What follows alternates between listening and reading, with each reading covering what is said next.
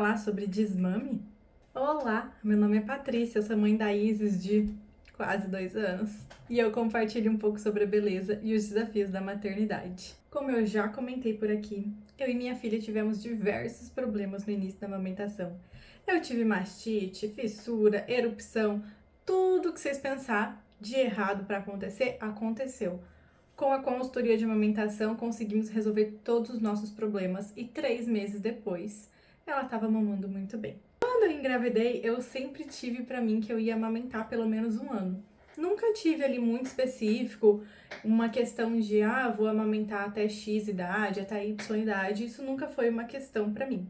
Só que como eu tive muitos problemas no início ali da amamentação, e depois disso eu fiquei, ela deu muito trabalho para mamar, então agora ela vai mamar até quando ela quiser. Porém, próximo ali do final do ano, mais ou menos ali em outubro, eu comecei a sentir que estava na hora de iniciar ali esse processo todo de desmame. Também descobri que eu estava com anemia, um monte de vitamina baixa, tô tomando um monte de vitamina, tá melhorando sim, graças a Deus, mas eu senti que estava na hora de iniciar o processo de desmame. Pesquisei um pouco e eu vi que a livre demanda ela não funciona em um bebê que já tá maiorzinho, né? Eu tava dando mamar pra minha filha a hora que ela pedia e pronto, sempre que ela pedia tinha o TT dela ali pra ela mamar. E mais um detalhe, ela tinha a associação do peito com o sono, então ela só dormia mamando.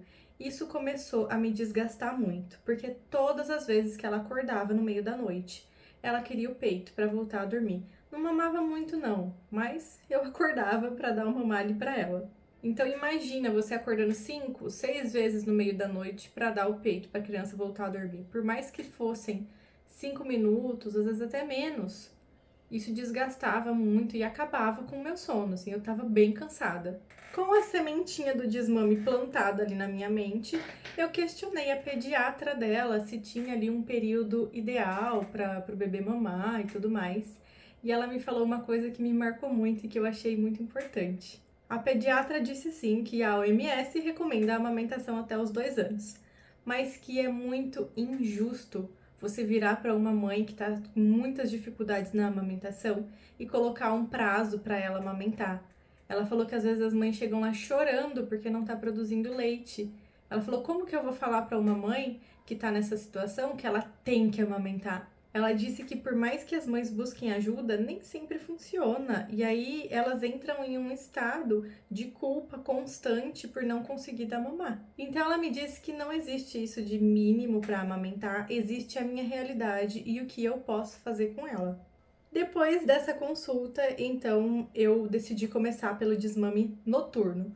E nós vamos entender por desmame noturno a parte em que ela acordava no meio da noite para mamar. A primeira coisa que eu fiz assim para iniciar tudo foi parar de ofertar o peito em livre demanda. Eu comecei a colocar horário para ela mamar, já que ela mamava comigo, mamava na escola, né? Então lá na escola eu mando leite em pó lá na escola. Então, de fato, não tinha necessidade dela ficar mamando toda hora. Determinei então que ela mamaria no peito 3 vezes ao dia, na hora que acorda, na hora que volta da escola e antes de dormir. Foi muito simples de fazer isso com ela. A Isis estava ali com 1 ano e meio, um pouquinho mais, então eu determinei os horários para ela. Foi bem simples, então ela me pedia em outros horários e eu simplesmente falava para ela: filha, não tá na hora do TT agora, espera a hora do TT. Se por acaso era um horário de lanche, eu dava leite para ela no copinho. Passamos ali umas 2 semanas muito tranquilo, não teve um choro, não teve uma reclamação. Ela só pedia, eu falava que não, ela entendia e vida que segue. A segunda parte foi fazer ali o desmame noturno, que foi, eu acho que o processo mais difícil, porque a minha filha tinha a associação do peito para dormir. Então, tirar ela do peito para dormir foi bem complicado. Selecionei uma data em que eu estava de férias, em que eu sabia que ia ser um pouco mais fácil para mim, e comecei. Então, no primeiro dia, ela demorou muito para dormir, mas eu levei ela para fora, mostrava as estrelas, mostrava a lua, conversava com ela, eu fingia que eu não ia fazer ela dormir, andava com ela no colo. Foi bem complicadinho ali esse início de fazer ela dormir, mas ela dormiu ali no primeiro dia por volta de meia-noite. 6 horas da manhã minha filha acordou e eu não consegui fazer ela dormir de novo. Mas o que eu achei interessante foi que ela dormiu 6 horas direto, uma coisa que era assim impossível de fazer quando ela dormia no peito. porque ela dormia, a dali 1 hora ela tava acordando de novo pedindo peito, aí dali 2 horas de novo pedindo peito, então ela dormiu da meia-noite às 6. Ela fez uma soneca ali durante o dia, uma soneca boa de umas 3 horas. Na segunda noite ela dormiu ali umas 10 horas e no dia seguinte, novamente, ela acordou às 6, né?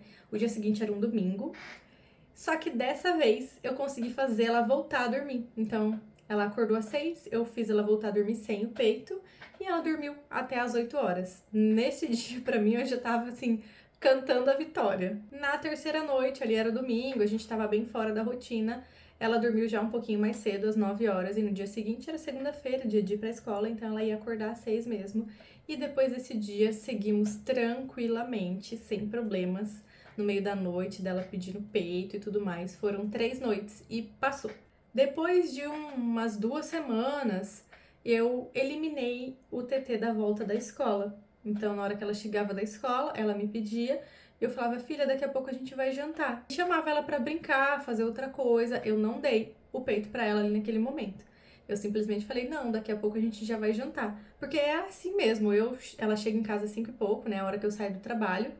E aí ela quer o peito, mas 6h30, 7 horas a gente já vai jantar, então não faz sentido nenhum ela mamar esse horário. Foi o primeiro que eu tirei e foi muito tranquilo. Ficamos então com 2 horários de mamar, de manhã e de noite.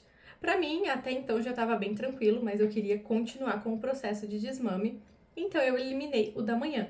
Eu sabia que o da noite ia ser o mais difícil, então eu eliminei o da manhã e foi também muito tranquilo. Eu tirei e ao invés de mamar no peito, ela estava tomando leite no copinho. Existe uma diferença, o leite do copinho é leite e o leite do peito é TT.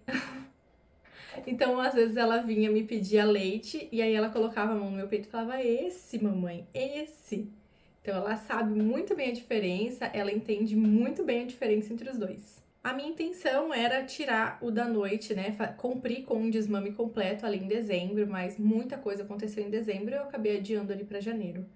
No finalzinho de janeiro, ali dia 28 mais ou menos, foi o dia que eu iniciei o desmame, porque eu aproveitei que a gente ia sair num dia, e eu falei, bom, a gente vai sair, ela vai cansar, na hora que a gente estiver indo embora, ela vai dormir no carro e eu não vou ter problema pra fazer ela dormir. Então eu vou iniciar nesse dia aqui. Adivinha, meu povo? Acha que ela dormiu no carro? Nesse dia, ela decidiu que ela não ia dormir no carro. Ela sempre dorme no carro, sempre, todas as vezes. Mas nesse dia ela não dormiu. Mas tudo bem. Naquela semana eu conversei muito com ela. Eu falei pra ela que o TT da mamãe tava acabando, que ela já era uma mocinha crescida, que ela não precisava mais do TT da mamãe e que ela tava tomando leite no copinho, que ela já era uma mocinha crescida. Conversei muito no último dia que ela mamou. Eu conversei muito com ela, falei que aquele era o último TT, que a partir do dia seguinte ela ia mamar, ganhar o leite dela no copinho. E assim eu fiz. Quando a gente chegou em casa desse dia que ela não dormiu no carro, eu ofertei o leite pra ela no copinho, ela bebeu, ela nunca teve dificuldade de tomar o leite. Depois que ela terminou o leite, ela olhou pra minha cara e falou, TT, mamãe. Aí eu falei, filha, você já tomou o TT? Aí ela falou, não, mamãe, esse. E ela colocava a mão no meu peito. Falei, filha, lembra que a gente conversou, que eu falei que agora você não ia mais ganhar o TT da mamãe, que você ia ganhar o TT no copinho? Aí ela olhava pra minha cara, ela ficou emburrada, foi pro berço dela, ficava, rolava pra lá, rolava pra cá, resmungava, ela não chorou. Ela tava resmungando, acho que ela tava irritada.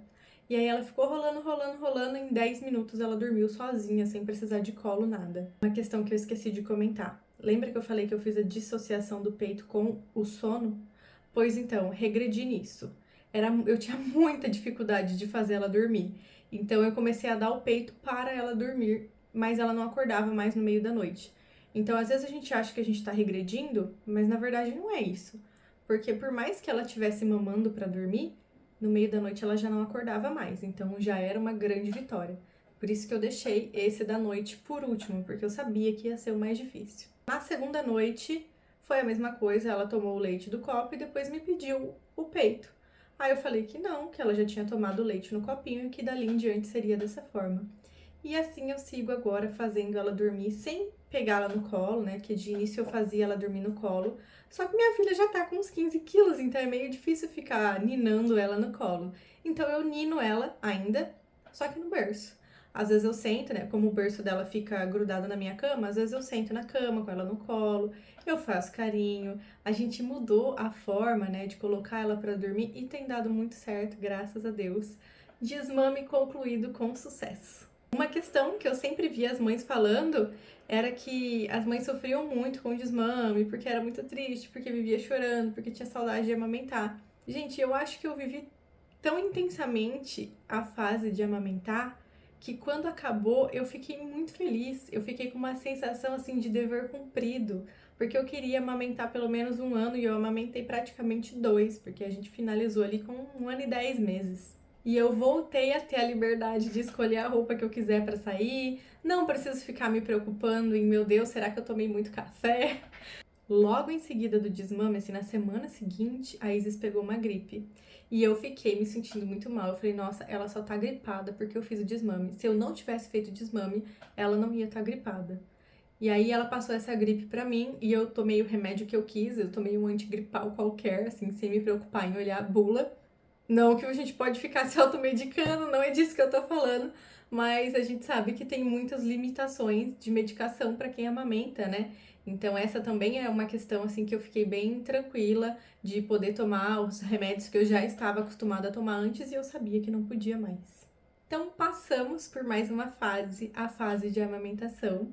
Vocês têm aqui no vídeo um spoiler do que está por vir. O aniversário de 2 anos da Isis está chegando. A gente tá já arrumando as coisas, eu já comprei algumas coisas. Eu gravei um pouco de como a gente fez esse número 2 aqui, ele ainda não tá concluído, mas eu vou soltar vídeo sobre isso muito em breve. Não esquece de se inscrever no canal e curtir esse vídeo, porque assim o YouTube entende que esse conteúdo é legal e entrega para mais gente. Muito obrigada por assistir e até a próxima!